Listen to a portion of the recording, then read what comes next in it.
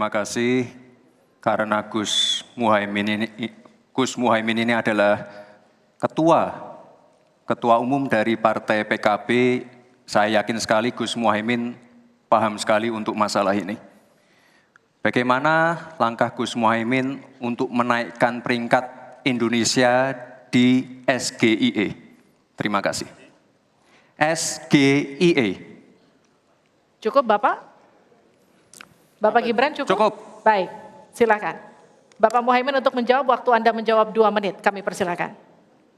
Terus terang SGIE saya nggak paham, SGIE itu apa? Tenang. Stop. Ada lagi pertanyaan atau ini waktu Anda untuk memberikan jawaban, waktunya 2 menit. Oke. Kalau Anda menggunakan untuk bertanya, waktu akan habis. Tidak apa-apa? Tidak apa-apa karena Oke. saya tidak pernah mendengar istilah SGIE itu. Siap. Waktu Kami persilakan. di stop, kita alihkan ke Pak Gibran. Waktu Anda 1 menit. 1 menit. Baik, Gus, kita kan sedang fokus mengembangkan ekonomi syariah, keuangan syariah. Otomatis kita harus ngerti juga masalah SGIE. SGIE itu adalah State of Global Islamic Economy. Misalnya sekarang yang sudah masuk peringkat 10 besar adalah makanan halal kita, skincare halal kita, fashion kita. Nah, itu yang saya maksud, Gus. Dan ya mohon maaf kalau pertanyaannya agak sulit ya, Gus. Terima kasih. Harap tenang. Mohon kerjasamanya. Waktu Anda, Pak Muhaimin, 1 menit untuk menanggapi. Terima kasih. Memang pertanyaan ini sungguh penting karena Indonesia dengan jumlah umat Islam yang terbanyak di dunia, sekaligus bukan saja sebagai pasar ekonomi syariah, pasar pariwisata halal, pasar perbankan syariah, tetapi sekaligus punya potensi menjadi pusat ekonomi syariah dunia. Nah, posisi kita yang masih di bawah ini membutuhkan langkah-langkah penting agar yang disebut SGIE ini menjadi kita menaikkan peringkat kita. Ada beberapa hal yang bisa kita lakukan. Yang pertama, yang harus dilakukan pemerintah adalah menyiapkan seluruh perangkat regulasi agar tumbuh kembang seluruh industri halal, termasuk bagaimana membantu sertifikasi secara murah bahkan gratis, terutama bagi UMKM kita. Habis waktunya. SGIE, SGIE atau apa penyebutannya. Tapi di luar dari itu juga ini akhirnya menjadi perbincangan publik netizen di media sosial ya. Tapi netizen serunya tuh bincangnya tuh yang soal penyebutannya ya. bukan substansinya ya, bukan makna dari itu ya, Betul, Bi ya. betul. Nah, kita akan membahas mengenai hal ini dengan beberapa narasumber yang sudah hadir. Pagi hari ini sudah ada Bang Habibur Rahman, Wakil Ketua TKN Prabowo Gibran. Selamat pagi Bang Habib. Assalamualaikum. Selamat pagi. Kemudian juga Mas Aris Setiawan Yodi, juru bicara TPN Ganjar Mahfud. Selamat pagi Selamat Mas pagi, Aris. Mas Aris. Kemudian juga Mas Ibrahim Irwan Prayitno, ini juru bicara muda Timnas Amin. Selamat pagi. Selamat pagi. Dan juga yang mengcapture ternyata singkatan-singkatan ini kok direspon negatif oleh netizen ya. Sudah ada Mas Rizal Nova Mujahid, analis senior Drone Emprit. Selamat pagi. Selamat pagi. Mas Rizal. Mas Nova, kita manggilnya Mas Nova. Mas Nova. Oke, selamat pagi Mas Nova. Mas Nova, kalau di minuman itu istilahnya kan ada biangnya kan. Nah ini biangnya Anda nih sebetulnya. Dikit kan Mas Nova dulu boleh kali ya. Mas Nova, ini kemarin hasil debat perdana cawapres dan juga singkatan-singkatan yang akhirnya menjadi polemik itu ternyata diresponnya seperti apa oleh netizen? Oke. Pertama-tama ketika debat sentimen terhadap Pak Gibran itu paling tinggi positifnya. Itu lebih dari 60% sentimennya positif. Tapi ketika kita lihat jam per jam pasca debat selesai, tepatnya ketika pukul 22 sampai 23 ketika dan kita hanya lihat kata SGIE itu atau SGIE. Oh, whatever lah. Dari pukul kita lihat dari pukul 22 pada hari debat sampai tanggal 23 sekitar pukul 10 itu kenaikan tentang SGIE itu sangat tinggi pada pukul 22 sampai 23. Dan memang setelahnya turun sekitar 2000-an mention per jam. setelahnya turun gitu. Tapi kalau kita lihat memang sentimen negatifnya itu sangat tinggi. Terutama karena publik protes. Kenapa kalau singkatannya dalam bahasa Inggris, kalau penyebutannya Harus dalam disebut bahasa bahasa Indonesia? Indonesia. Itu pertama itu. Ya. Yang kedua, publik juga protes karena pasca mengeluarkan pertanyaan itu, Pak Muhaimin kembali bertanya, nada dan air muka Gibran terlihat agak-agak, Apa? kalau publik ngebilangnya kok meremehkan, gitu. Meremehkan. Kok meremehkan dan Enggak, tapi memang tertangkap oleh kamera, di layar pada saat itu. Istilah meremehkan itu gitu loh. Komentar netizen seperti itu. Komentar ya? Iya, komentarnya begitu. Dengan terutama kalau yang banyak beredar itu ketika dia tersenyum dan mengatakan maaf kalau pertanyaan saya susah kayak gitu dan sebagainya. Hal-hal yang seperti itu. Padahal publik melihat itu bukan permasalahannya yang susah, tapi memang singkatannya yang tidak dipahami kayak gitu. Tidak umum gitu ya singkatannya ya? Iya, dan banyak juga yang mengatakan Pak Dino misalkan dubes yang bersekian puluh tahun jadi dubes, dia bilang saya nggak tahu apa itu SGIE, gitu kan. Lalu selain itu juga sehingga muncullah kata-kata songong atau kurang elok ya, kalau saya bahasa Indonesia kayaknya nggak enak banget. Kan itu kan bahasa netizen kan Nah ya? itu dia bahasa netizen nggak enak ya. Tapi katakanlah kurang songong gitu ya, atau kurang sopan gitu. Dan itu tidak hanya terjadi kepada Pak Muhaimin, tapi juga ditujukan kepada Pak Mahfud MD. Jadi selain penyebutannya, juga karena respon netizen itu karena menilai Pak Gibran kurang elok, kurang sopan kepada kedua seniornya dalam menyampaikan pertanyaan-pertanyaan atau menyampaikan respon atas jawaban-jawaban. Saya kira seperti itu, Mbak. Oke. Tapi kalau melihat netizen, apakah juga melihat ini menjadi strategi yang bagus begitu bagi Gibran memberikan pertanyaan yang sebenarnya sulit untuk dijawab masing-masing paslon cawapres lain? Namanya momen ini kan pasti kan ada strategi gitu. Iya, ada nggak yang bahas, ini kan memang strateginya Gibran. Ada nggak tuh yang mention kayak gitu? Ya, ada juga yang mengatakan itu, dan kebanyakan sih menyamakan ini dengan Pak Jokowi di 2014 dan 2019 kemarin. TPID dan unicorn itu kan kemudian diangkat istilah-istilah ya. Istilah-istilah itu. Ini bagian dari strategi tentu saja, tetapi berbeda dengan 2014 dan 2019 yang pada Pak Jokowi itu dinilai meskipun strateginya sama, tapi cara menyampaikannya, delivery-nya lebih baik daripada Pak Gibran pada saat ini yang delivery-nya dinilai kok ini agak songong ini. Itu kata songong itu kemudian banyak sekali itu keluar.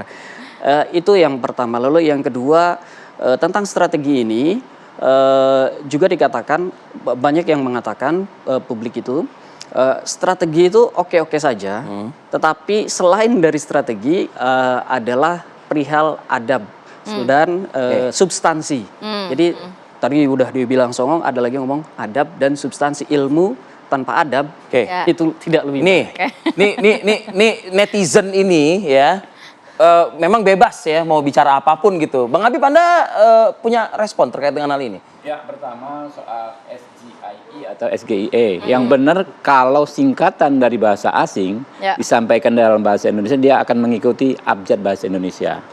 Kita kalau bikin tesis disertasi ya di kampus-kampus di Indonesia begitu diingatkan kalau presentasi. Tapi kalau akronim mengikuti bahasa asalnya.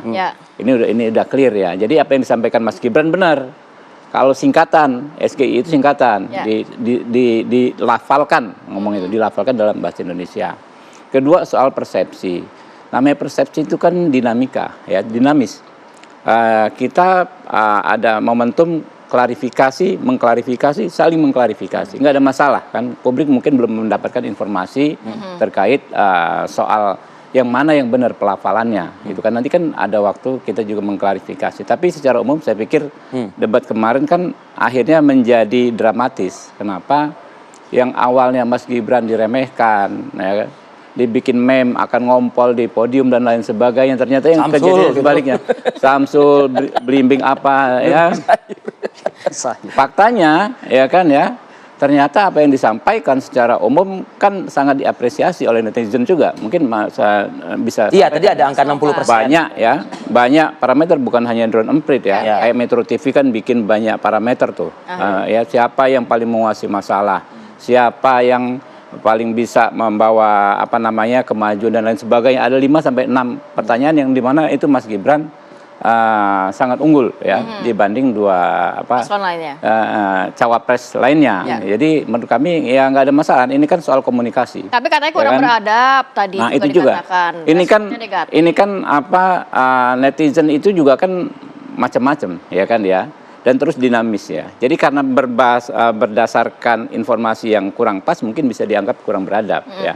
Tapi faktanya kalau kita melihat Mas Gibran justru yang paling beradab kalau tampil malam itu. Paling beretika. Kenapa? Gesturnya ya.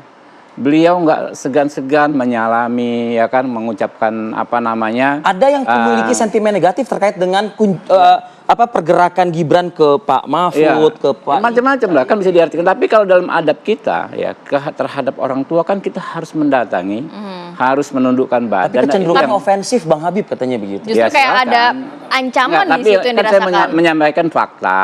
Beliau datang bener nggak? Ya. Iya Benar nggak? Betul. Tapi yang didatangi itu merasanya Saya dapat poin Anda ya. Beliau Pak Gibran mendatangi Pak Mahfud benar nggak? Iya. Nyalim benar nggak? Iya. Ya kan menyatakan rasa hormat benar nggak?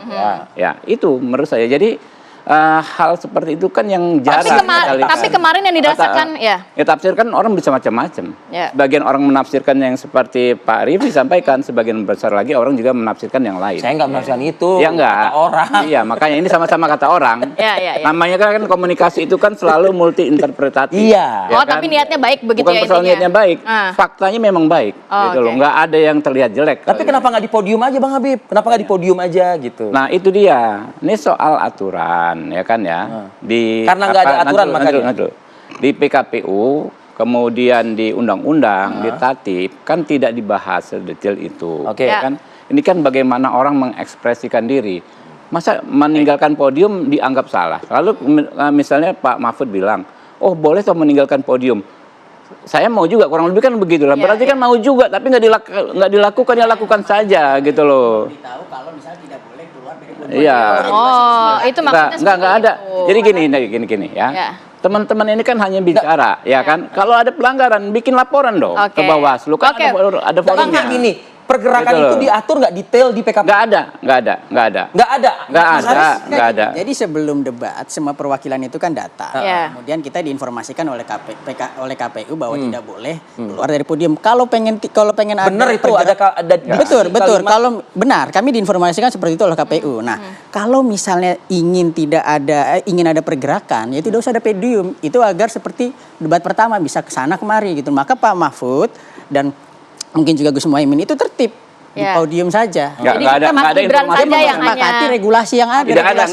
Nggak ada regulasi itu nggak ada. Nah, pasal berapa? Enggak, bukan masalah pasal. Loh, mana regulasi pasal dong, Bos. Iya, tapi kan diturunkan. Iya, mana pada peraturannya mana? Kesepakatannya mana? Poin berapa? Ada nggak poinnya? Kesepakatannya? Ada itu. Nggak ada. Ditunjukkan. Ke LO-nya ditanyakan.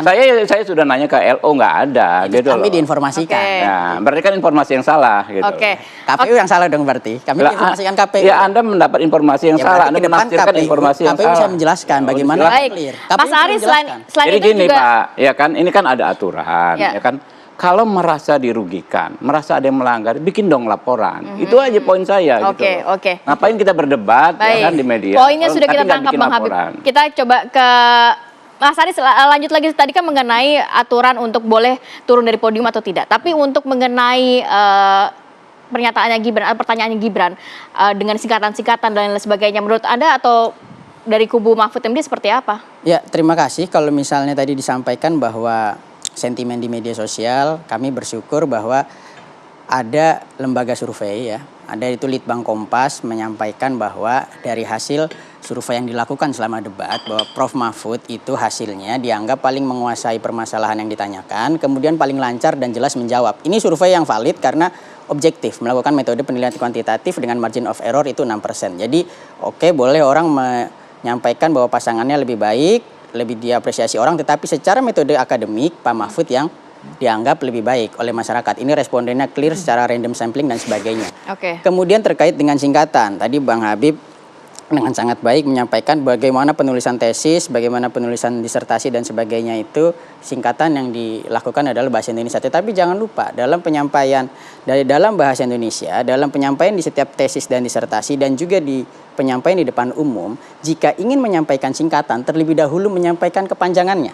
Gitu loh. Kalau misalnya Baru kita singkatannya menyebutkan gitu. Komisi Pemberantasan Korupsi dalam kurung KPK, Ya. Negara Kesatuan Republik Indonesia NKRI. Nah ini dan kalau Diatur kayak gitu. ya coba Mas kalau misalnya nulis skripsi dan tesis pasti disampaikan kan, ada kepanjangannya dulu, baru ada dalam kurung singkatannya. Oke. Dan kalau ada Ini skripsi atau tesis?